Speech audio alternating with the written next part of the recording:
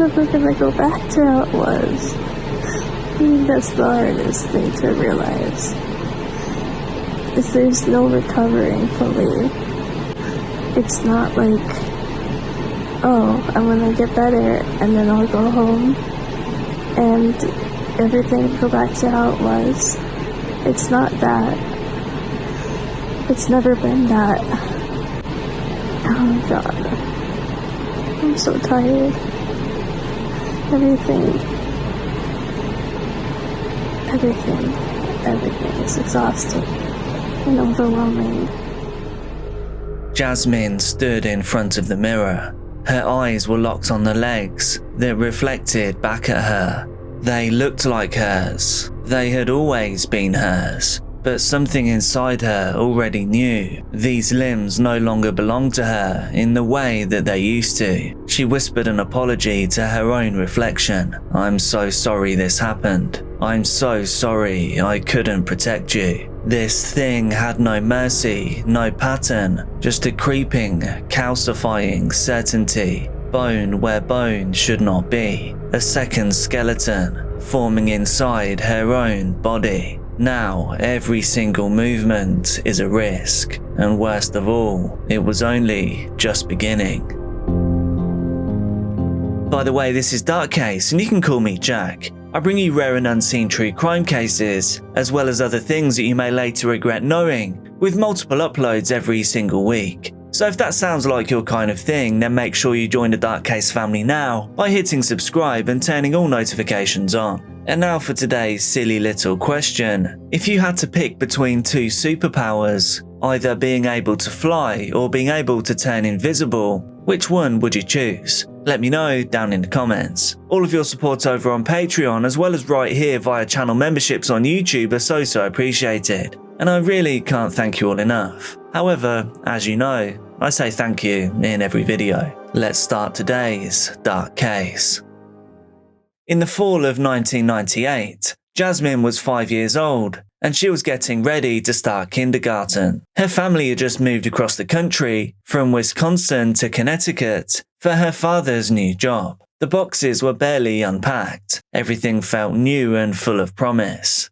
Then one morning, Jasmine complained of a stiff neck. Her parents chalked it up to a bad sleeping position, but by the end of the day, Jasmine's neck was tilted in an unnatural position. She couldn't seem to straighten it out.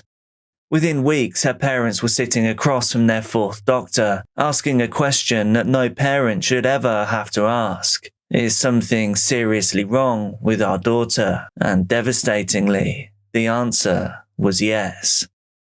In January of 1999, Jasmine was diagnosed with Fibrodysplasia Ossificans Progressiva, or FOP, otherwise known as Münchmeyer disease. This is a name that almost nobody has heard of, a disease so rare that it only affects about 1 in every 2 million people worldwide. It was impossible to explain, a condition that turns soft tissue, muscle, ligaments and tendons into real bone, not bone-like tumours or growths. We are talking actual bone. The family now knew that Jasmine's body would slowly and silently entomb itself. She would have to be extremely careful to avoid any injuries. She could not have vaccines, and she must avoid surgery. Even a simple fall could trigger irreversible damage. Jasmine's life and the life of her family had now changed, and changed forever. Devastatingly, the countdown had started. FOP is one of the rarest and most terrifying diseases known to medicine. It starts slowly, usually with malformed big toes at birth, and then, normally sometime before the age of 10, the real horror begins. People with FOP would notice a small lump, perhaps some inflammation, and then the bone growth creeps in. It doesn't grow in places where bone should be. Instead, it replaces those muscles, ligaments, and tendons. This can really be anywhere on the body, even between ribs or across joints. Jasmine's disease was caused by a spontaneous mutation in a gene called ACVR1. That gene is responsible for managing how the body grows bone. In a healthy person, this gene switches off after birth. But in someone like Jasmine, it just never stops. My name is Jasmine. I was diagnosed with FOP when I was 5.5 years old. It started from my neck and then shoulders, and then my back started having lesions on it. Scoliosis started forming. The most important thing for me with my independence through the years has been traveling by myself. I love to have new adventures and feeling independent. I would just love to not have that fear of, not being able to walk someday.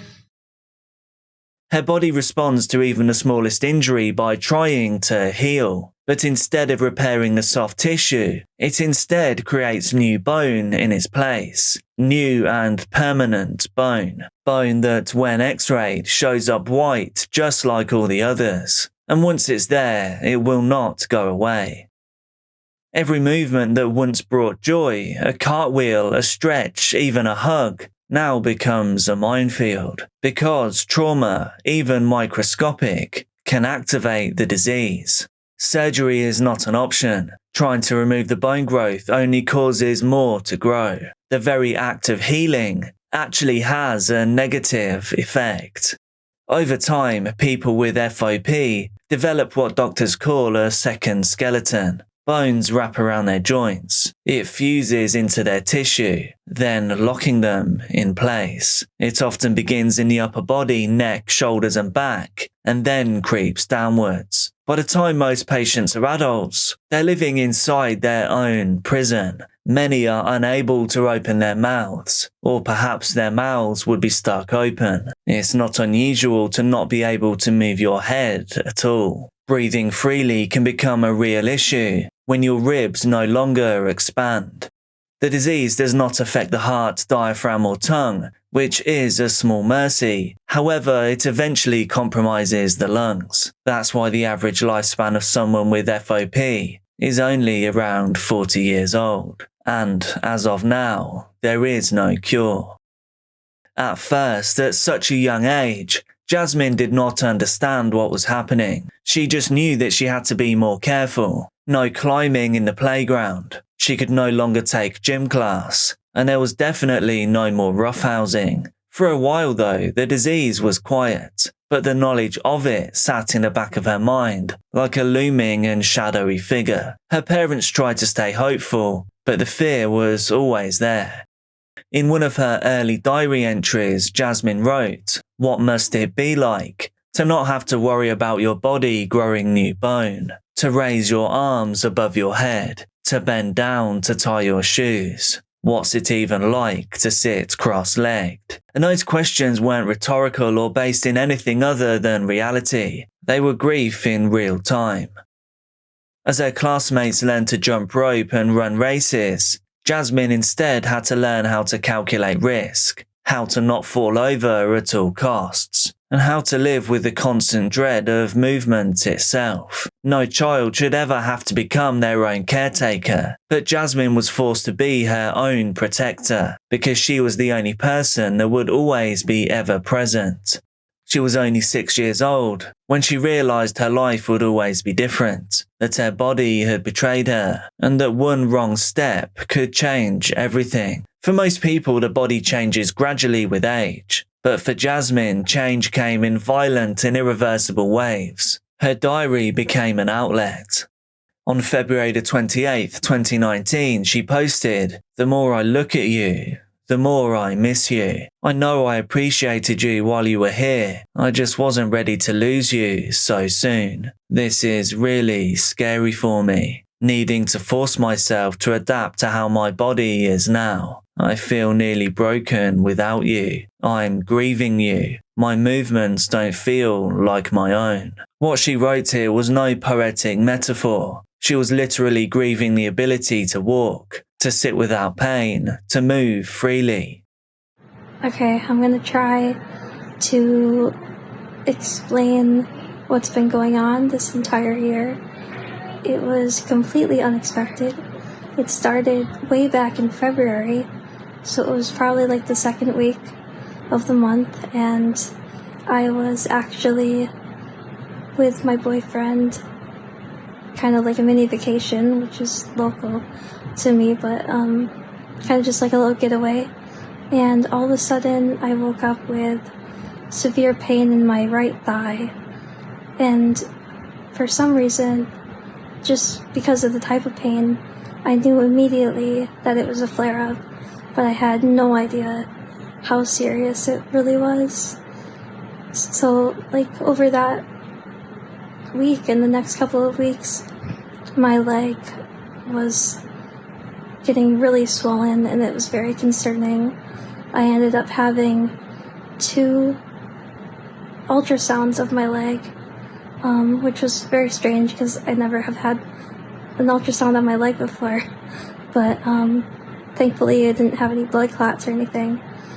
And then it wasn't until it was April, so I went from February to April just with a very swollen leg. Tried to continue with my life, kind of tried to not worry about it too much, and hope that it was going to resolve itself and the flare-up would end. And then in mid-April, I started having severe pain in my lower back on the right side, and my right leg was still bothering me, still very swollen, but the pain in my back was preventing me from breathing very well, and I already have a restricted lung capacity, so this was very scary. I would wake up from sleeping and I'd be gasping for air, and we ended up having to call an ambulance to bring me to the local hospital because for one thing, I couldn't physically get into a car. During a thigh flare-up in March of 2019, she made a list: standing at concerts, curling up in bed, kneeling, sitting without pain, getting up from the couch, walking short distances, showering in a tub. All of them had become nearly impossible. Then came the entry from July the 4th. I looked into the full-length mirror, my legs visible, and my heart instantly broke. The person staring back at me was unfamiliar. I apologized over and over to the scared girl's reflection. "I'm so sorry this happened. I'm so sorry I couldn't protect you." Even her self-image had started to splinter, and yet Jasmine's voice has never disappeared. On the 1-year anniversary of losing significant mobility, she wrote, "A year later, I feel less like I can't believe this is happening to me, and more like everything is really challenging and tiring now, but it's not the end of my life. I'm still the same person. I found beauty in my pain." Just never imagined myself in this setting. I never thought I'd be at a nursing facility surrounded by elderly residents and having basically 24/7 care whenever I need it. And just seeing how much my body has changed in this amount of time is just really, it just blows my mind. I just have never seen my body change so quickly. Even when I got here in May, I was able to bend my left knee. Now I can't. What had once felt like a nightmare was becoming her new normal, and somehow, even in the midst of that, Jasmine still found moments of strength. She still never lost who she was, and honestly, she's awesome, regardless of how much her body isn't playing ball. In May of 2019, Jasmine was admitted to UMass Medical Center. She thought it would be temporary, just a few days, maybe a week at a stretch, but she ended up staying for 7. In a diary entry dated June the 24th, she wrote, "This is so surreal, having to see everyone's lives go on, and I'm stuck in this room." Someone had tried to encourage her to go outside, to leave the hospital walls. But what they couldn't understand is that outside wasn't safe anymore. Trying to live a fuller life could cause a devastating flare-up. The hospital room became her bubble, Claustrophobic, yes, but also the only place that she could truly feel protected. Earlier that spring, she'd been rushed to the ER after gasping for air in her sleep. CT scans showed a bleed in her lower back, and the trauma of those few days, ice chips only, no food or water, no sleep, left her drained. But the worst part of it all wasn't even the pain, it was the uncertainty. No one knew when or if the flare-ups would stop. No one could say how much more mobility she would lose, and every hospital stay came with a terrifying risk. More trauma could equal more bone. She spends her life fighting an enemy that lives within her own skin.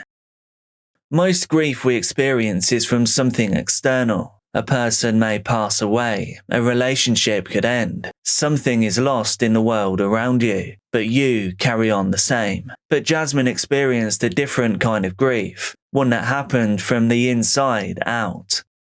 In her entry from February 28, 2023, 4 years after her world had shifted, she wrote, "At times it feels like I'm drifting further from myself. I feel so far away from where I used to be and where I want to be. It's unsettling to face so many unknowns without reprieve."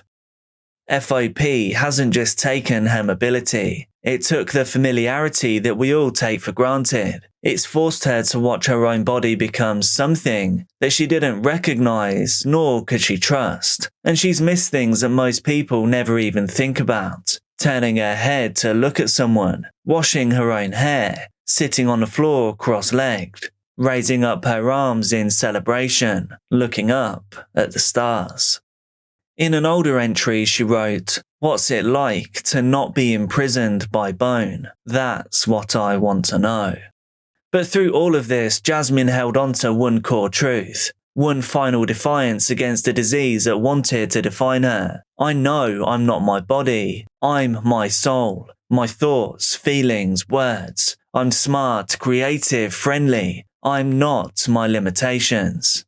I don't think there's ever been a more hopeful time for the FOP community, and that is due to the research discoveries that have been made throughout the world. We know a lot about FOP right now. We have the gene discovery that happened in 2006, so we know the exact gene responsible for this disease. The discovery of the FOP gene gave a central target for developing therapies.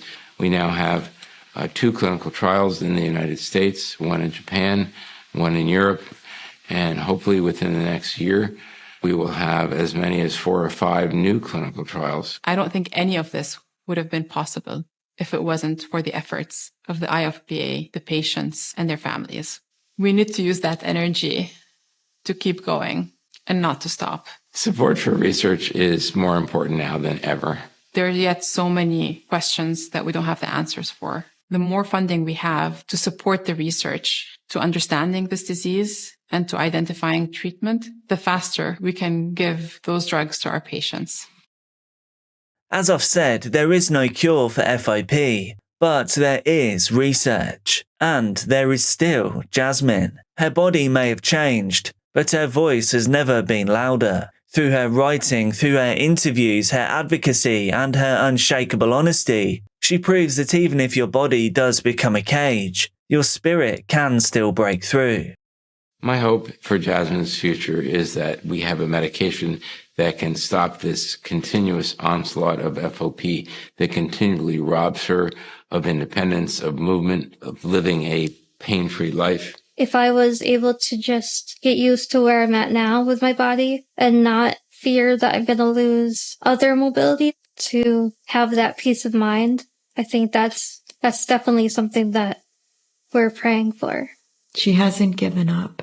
Her life has changed, but she's not given up on being able to live her best life. I want that for her. She deserves that. Please support the IFOPA so that people with FOP can have more hope for the future. Be careful out there, and I'll see you soon.